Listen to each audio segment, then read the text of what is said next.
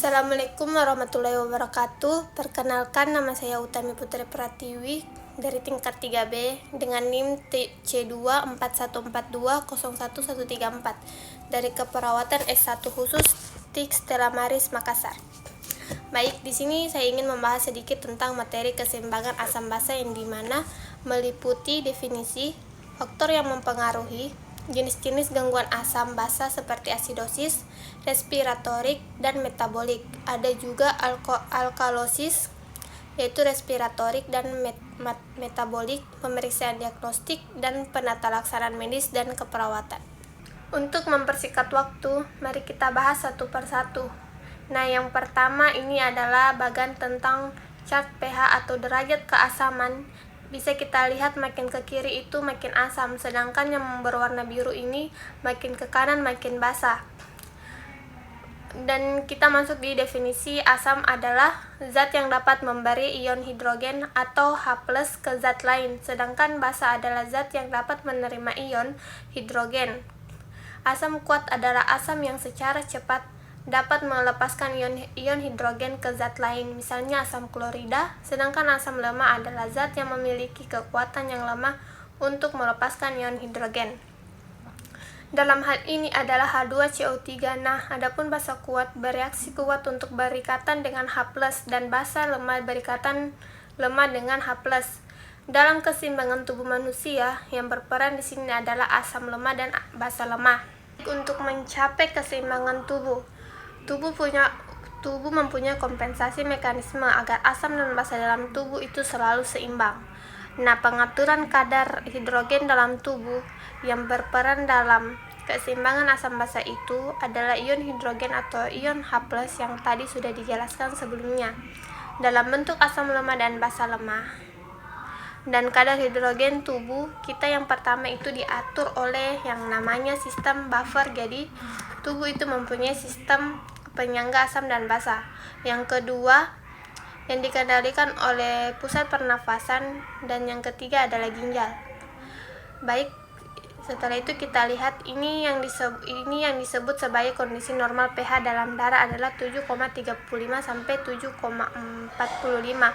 Kurang dari 7,35 disebut sebagai asam atau asidosis, sedangkan lebih dari 7,45 disebut sebagai alkalosis. Untuk mengetahui pH atau keasaman tubuh manusia, sampel darah atau spesimen yang diambil adalah sampel darah dalam hal ini yaitu pemeriksaan darah arteri.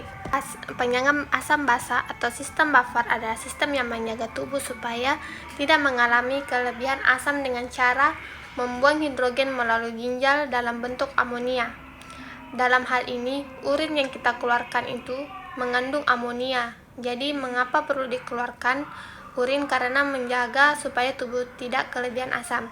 Selanjutnya yang kedua adalah pusat pernapasan. Udara yang berpengaruh atau merangsang pengaturan asam basa adalah karbon dioksida. Karbon dioksida sifatnya asam, sehingga supaya tubuh tidak kelebihan asam, maka tubuh berusaha untuk melepaskan CO2. Nah, pernapasan yang dalam jadi saat ekspresinya lebih panjang, maka itu adalah upaya tubuh supaya CO2 berkurang. Mekanisme ini terjadi dengan tujuan agar keasaman tubuh turun dengan baik. Yang ketiga, ginjal.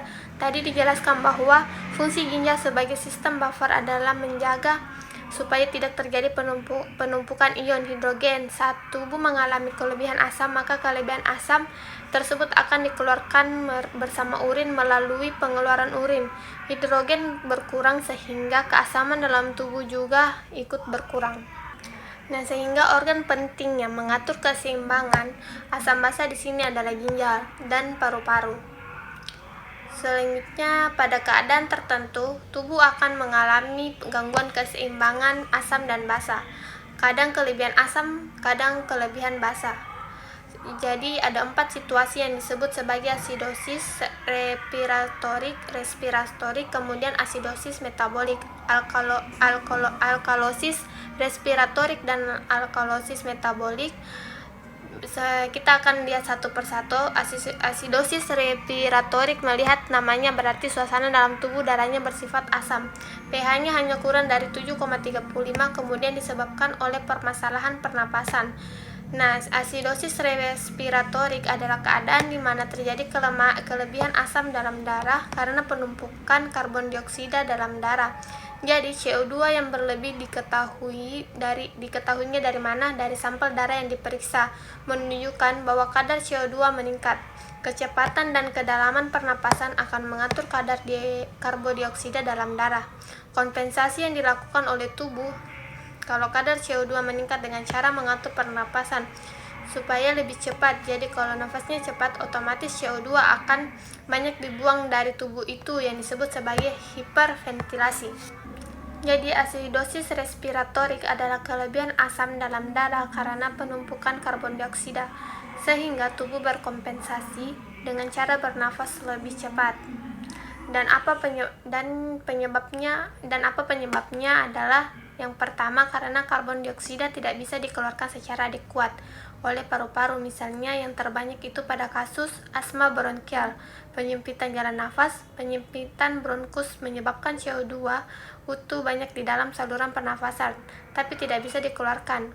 Ketika darah diperiksa, CO2-nya meningkat sehingga situasi dalam tubuh adalah asam. Yang kedua, depresi. Pada pusat pernafasan ini bukan masalah di saluran pernafasan, tapi memang ada masalah di otak, misalnya gangguan sistem saraf pada pasien cedera kepala atau stroke, pecandu narkoba, atau penggunaan obat tidur yang tidak terkendali. Apa saja gejalanya? Gejalanya seperti sakit kepala, mengantuk, penurunan kesadaran pada keadaan yang berat, bisa menimbulkan koma bahkan kematian. Nah, kompensasi yang dilakukan ginjal adalah menahan ekskresi bikarbonat, jadi HCO3 tidak banyak dikeluarkan dari tubuh dalam rangka kompensasi. Tadi itu adalah asidosis respiratorik. Yang kedua, asidosis metabolik. Melihat namanya berarti suasana dalam tubuh asam. Darah arterinya diperiksa asam karena situasi metabolik terjadi karena gangguan metabolisme. Definisinya adalah peningkatan kadar asam dalam darah, pernafasan cepat, dan sebagai kompensasi untuk mengurangi kelebihan asam. Jadi harapannya CO2 banyak keluar dari tubuh dan ginjal berkompensasi dengan mengeluarkan asam melalui urin. Apa saja penyebabnya? Melihat namanya metabolik tadi, sehingga permasalahannya disebabkan oleh permasalahan metabolisme.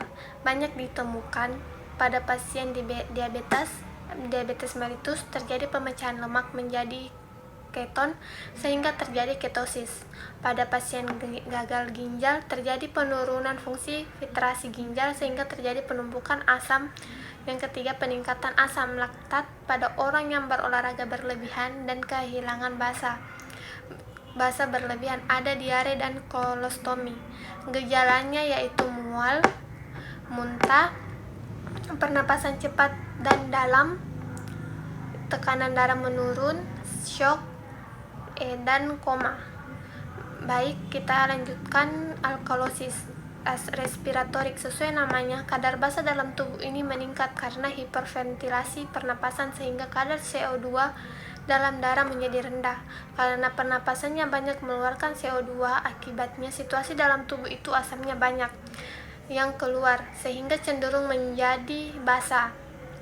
Penyebabnya ini adalah karena pernapasan yang cepat dan dalam atau hiperventilasi, atau juga karena kekurangan oksigen dalam darah atau hipoksemia. Bisa juga pada kasus-kasus demam.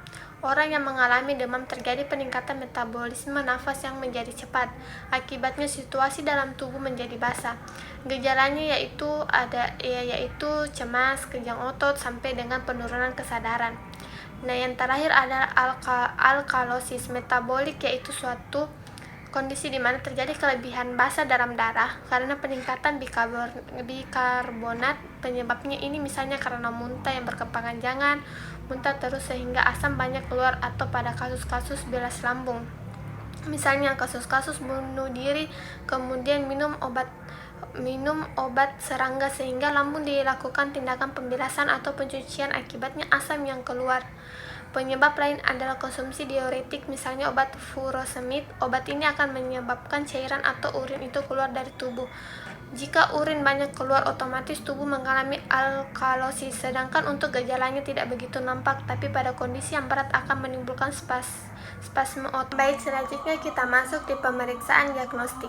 Untuk menilai keseimbangan asam basa bertujuan untuk menentukan status asam basa tubuh seperti asidosis atau alkalosis, serta apakah gangguan tersebut bersifat metabolik atau respiratorik.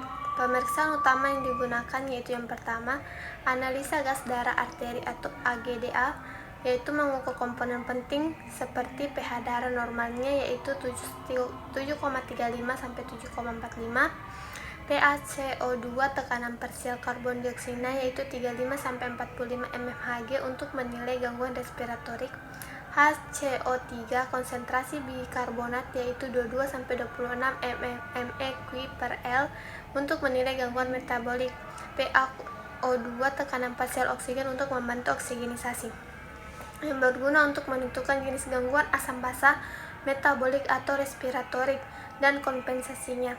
Yang kedua, keseimbangan anion GAP. Anion GAP atau Ag dihitung untuk membedakan jenis asidosis metabolik. Nilai normalnya yaitu 8 sampai 16 mEq/L atau 12 sampai 20 mEq/L. Peningkatan anion GAP mengindikasikan adanya asidosis metabolik karena asam tambahan seperti ketoasidosis atau asidosis laktat. Yang ketiga, elektrolit serum mengukur natrium, kalium, klorida, dan bikarbonat. Ketidakseimbangan elektrolit sering berkaitan dengan gangguan asam basa. Yang keempat, urinalisis memeriksa pH urin untuk membantu menentukan kompensasi ginjal terhadap gangguan asam basa. Evaluasi ekskresi asam atau basa melalui urin. Yang kelima, tes laktat serum untuk menilai kemungkinan asidosis laktat, terutama pada kondisi hipoksia jaringan, sepsis, atau gangguan metabolik lainnya. Tes osmolaritas serum dan urin membantu menilai status hidrasi dan adanya gangguan elektrolit yang dapat mempengaruhi keseimbangan asam basa. Yang ketujuh, tes fungsi untuk menilai kelainan respiratorik yang dapat menyebabkan asidosis atau alkalosis respiratorik. Yang kedelapan, tes fungsi ginjal meliputi pemeriksaan ureum dan kreatinin untuk mengevaluasi kemampuan ginjal mengatur keseimbangan asam basa. Yang kesembilan, tes keton darah atau urin digunakan untuk mendeteksi ketoasidosis seperti pada pasien diabetes mellitus tipe 1 atau kelaparan. Yang ke-10, tes amonia meningkat pada gangguan metabolik tertentu seperti pada gagal hati yang dapat menyebabkan alkalosis metabolik. Dan yang terakhir yaitu penelaksanaan medis dan keperawatan pada gangguan keseimbangan asam basa bertujuan untuk mengatasi penyebab umum untuk mengatasi penyebab utama gangguan tersebut, memperbaiki ketidakseimbangan asam basa dan mencegah komplikasi. Yang pertama, penelaksanaan medis. Asidosis metabolik penyebab umumnya itu ketoasidosis, diabetik, gagal ginjal, diare berat. Untuk tindakan bikarbonat intravena diberikan jika pH lebih dari 7,1 atau asidosis berat. Koreksi dehidrasi cairan isotonik atau NaCl 0,9% untuk mengganti cairan yang hilang. Manajemen penyebab utamanya itu insulin untuk ketoasidosis, diabetik, hemodialisis untuk gagal ginjal berat. Monitoring elektrolit khusus kalium karena risiko hipokalemia saat asidosis dikoreksi. Selanjutnya, alkalosis metabolik penyebab umumnya itu muntah berkepanjangan, penggunaan diuretik hipokalemia. Tindakan yang diberikan yaitu pemberian cairan selin atau NaCl 0,9% untuk koreksi defisit klorida. Koreksi hipokalemia dengan pemberian kalium, obat antiemetik untuk menghentikan muntah. Dan yang berikutnya itu asidosis respiratorik. Banyak penyebab umumnya itu penyakit paru kronis, depresi pernapasan, obstruksi jalan napas. Tindakan terapi oksigen dengan hati-hati pada pasien dengan COPD. Ventilasi mekanik jika ada hipoventilasi berat. Bronchodilator untuk membuka jalan napas. Pengobatan infeksi saluran napas jika ada infeksi. Dan yang berikutnya alkalosis respiratorik. Penyebab umumnya yaitu hiperventilasi akibat kecemasan, demam atau nyeri. Tindakan yang diberikan yaitu teknik pernapasan lambat atau dengan kantong kertas, obat penenang jika disebabkan oleh kecemasan, mengatasi kondisi penyebab seperti nyeri atau infeksi. Dan yang berikutnya, yang kedua itu penata laksanaan keperawatan, pengkajian, memonitor tanda-tanda vital, frekuensi nafas, tekanan darah, saturasi oksigen, melakukan evaluasi status mental, kebingungan atau penurunan kesadaran, memantau analisis gas darah AGDA dan elektrolit, mengidentifikasi penyebab utama riwayat muntah, diare, penyakit paru, dan lain-lain. Yang berikutnya itu intervensi keperawatan. Yang satu, pertama peningkatan oksigenisasi, pastikan jalan napas paten, berikan oksigen sesuai kebutuhan atau instruksi dokter. Yang selanjutnya, kolaborasi dengan tim medis untuk ventilasi mekanik jika diperlukan. Yang berikutnya yaitu keseimbangan cairan dan elektrolit. Administrasi cairan intravena sesuai instruksi atau misalnya NaCl 9% bikarbonat. Pantau tanda hidrasi atau kelebihan cairan, edema, penurunan urin atau output. Monitor kadar elektrolit terutama kalium dan kalsium. Yang selanjutnya yang ketiga itu manajemen nutrisi, berikan makanan cair atau lunak jika ada gangguan gastrointestinal, hindari makanan yang memperburuk kondisi seperti makan asam pada alkalosis. Yang berikutnya yaitu pendidikan kesehatan, ajarkan teknik pernapasan relaksasi untuk pasien dengan hiperventilasi, edukasi pasien tentang manajemen penyakit, penyebabnya seperti diabetes, COPD atau gangguan ginjal. Ingatkan pentingnya kepatuhan terhadap pengobatan. Nah, yang kelima, pencegahan komplikasi, pantau tanda-tanda gangguan jantung seperti aritmia akibat ketidakseimbangan elektrolit, pantau risiko kejang akibat alkalosis berat, observasi perubahan status mental. Dan yang berikutnya itu dokumentasi, catat semua pengkajian, tindakan dan respon pasien terhadap terapi secara sistematis. Dan terakhir mungkin itu penjelasan materi tentang keseimbangan asam basa dari saya. Kurang dan lebihnya mohon dimaafkan. Saya ucapkan terima kasih. Assalamualaikum warahmatullahi wabarakatuh.